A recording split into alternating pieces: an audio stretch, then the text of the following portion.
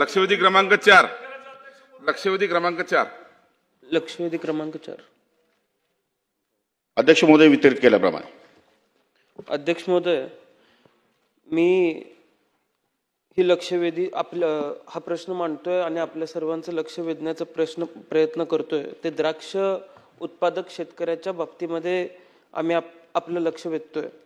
तासगाव, कवटेमंका, मिरज, सांगली, सोलापूर, नाशिक, पुणे, छत्रपती संभाजीनगर आदी द्राक्ष उत्पादक पट्ट्यांमध्ये हवामान बदल हे एक मोठी अडचण अध्यक्ष महोदय निर्माण झालेली आहे। मागच्या या वर्षी 13 मे पासून ढगाळ वातावरण, अगदी मोठ्या प्रमाणात पाऊस चालू आहे। या सगळ्याचा द्राक्ष उत्पादक शेतकऱ्यावर आणि द्राक्ष बागांवर फार मोठा परिणाम झालेला आहे आणि असं असल्यामुळे याचा परिणाम 2026च्या द्राक्ष पीक हंगामावरती अध्यक्ष महोदय उत्पादनावरती होणार आहे। या अवकाळी आणि हवामानाचा परिणामी रोगराई शेतकऱ्यांना की म्हणजे बॅक्टेरियल इन्फेक्शन, करपा, डाउनी सारखा आजारांचा प्रकोप वाढलेला आहे। यावर कोणतीही ठोस शास्त्रशुद्ध माहिती कृषी विभागाकडून किंवा मार्गदर्शन मिळत नाही। यासाठी शासनाने कृषी तज्ञांची समिती स्थापन करावी आणि त्याचबरोबर अध्यक्ष महोदय, द्राक्ष बागायतदार संघाच्या वतीने सुद्धा अनेक वेळेला मागणी केली गेलेली आहे की यात सगळ्या अडचणी द्राक्षाच्या आणि बेदाण्याच्या उत्पादनावरती फरक पडणाऱ्या आहेतच, पण चीन मार्गे, नेपाळ मार्गे, चीनमधून खोट्या प्रकारचा बेदाणा त्या पद्धतीचा भारतामध्ये येतोय। आज या सगळ्याचा परिणाम ग्रामीण अर्थव्यवस्थेवर पडायला लागलेला आहे। शेतकऱ्याच्या उत्पन्नात घट झालेली आहे आणि त्याचबरोबर यापूर्वी जो प्रश्न मांडण्यात आला, इन्शुरन्स कंपनीजचा द्राक्ष उत्पादक शेतकऱ्याच्या बाबतीमध्ये मनमानी कारभार त्या ठिकाणी अध्यक्ष महोदय चालू आहे। आमचा प्रश्न एवढाच असणार आहे की द्राक्ष पीक हे साधारण 3 महिने इन्शुरन्सच्या क्लबमध्ये धरलं जातं। आमची मागणी आहे, माझा प्रश्न आहे की द्राक्ष बाग पीक विमा याचा कालावधी 1 वर्ष संपूर्ण आपण करावा। त्याचबरोबर सलग 3 दिवस 10 मिलीमीटर पेक्षा जास्त पाऊस पडला पाहिजे, ही जी अट आहे ही अट शिथिल करण्यात यावी। दव, धुके यामुळे सुद्धा द्राक्ष बागांचं नुकसान होतंय, या बाबी सुद्धा समाविष्ट करण्यात याव्यात आणि त्याचबरोबर द्राक्ष बागांचा एकरी विमा उतरवण्यासाठी 19,000 रुपये हे हप्ता म्हणून घेतला जातो, तर ही रक्कम सुद्धा शासनाकडून कमी करण्यात यावी अशी विनंती मी कृषी मंत्री महोदयांना करतोय। चला मंत्री महोदय। अध्यक्ष महोदय, विमा कंपन्यांचा विषय असल्यामुळे विमा कंपन्यांशी चर्चा करून तो निर्णय घेण्यात येईल, कारण शेवटी शासन भरपाई देत नाही, ती विमा कंपन्यांकडे भरपाई मिळते आणि विमा उतरवल्यानंतर किती काळ विमा तो लागू होतो, किती काळात लागू होतो ही कंपनी ठरवते आणि शेतकरी ठरवतात। त्यामध्ये त्यांच्याबरोबर बसून चर्चा करण्यात येईल। सन्माननीय रोहित पाटील यांनी जो प्रश्न विचारला ही गोष्ट खरी आहे की वातावरणीय बदलामुळे द्राक्ष बागावर काही अंशी परिणाम या ठिकाणी झालेला आहे। जे मे द्राक्ष पिकाखालील एकूण बाधित क्षेत्र जे होतं 2023मध्ये सोलापूर जिल्ह्यामध्ये 7 हेक्टर, नाशिकमध्ये कमी होतं।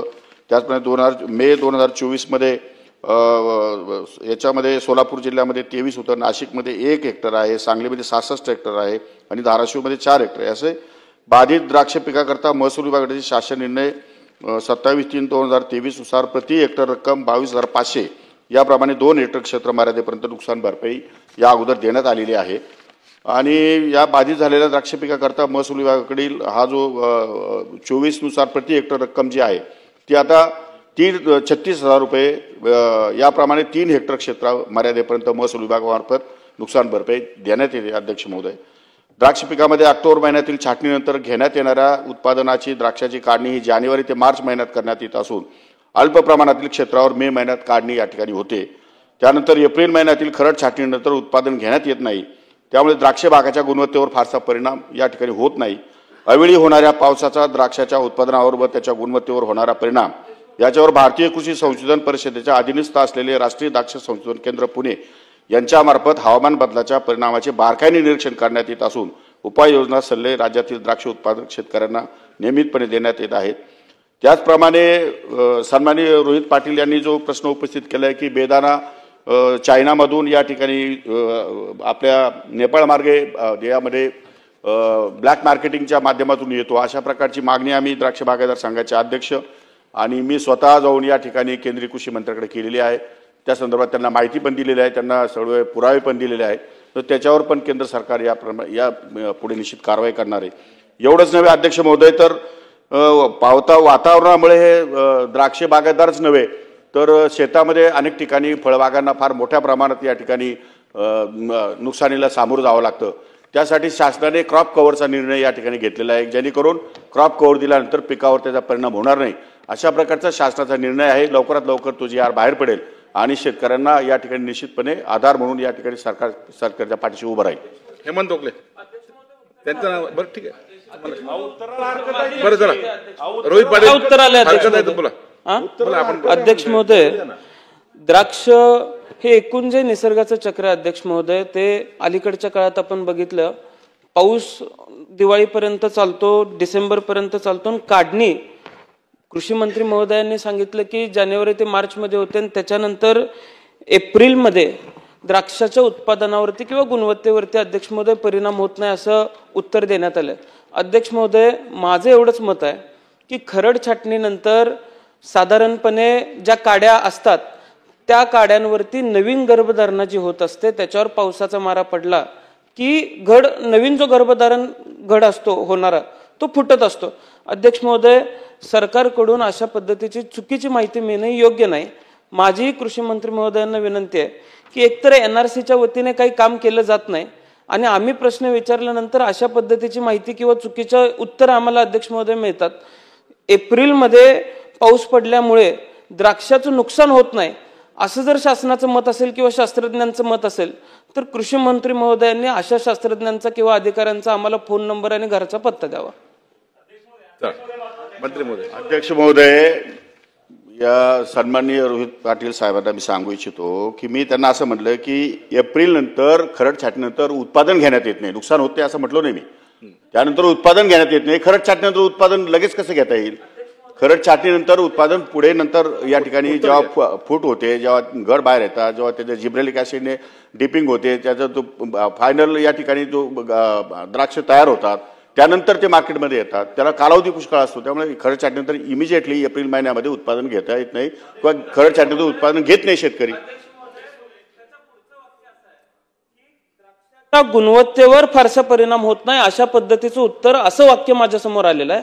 म्हणून मी हा प्रतिप्रश्न केलेला आहे, म्हणून मी या उत्तरावरती हरकत घेतलेली आहे. अध्यक्ष महोदय, या सगळ्यामधून जर द्राक्ष उत्पादक शेतकरी, आपल्याला धोरणच बदलावं लागणार आहे. जर द्राक्ष उत्पादक शेतकऱ्याच्या बाबतीत धोरण बदललं गेलं नाही तर 10,000 हेक्टर माझ्या मतदारसंघामध्ये द्राक्ष होती, आता ते 6,000 हेक्टरवरती आलेले आहेत. पुढच्या काळामध्ये द्राक्ष शोधायला सुद्धा सापडायची नाहीत अशी परिस्थिती निर्माण होईल. आपण द्राक्ष धोरणाच्या बाबतीमध्ये लवकरात लवकर तातडीनं काहीतरी नवे निर्णय घेतले पाहिजेत.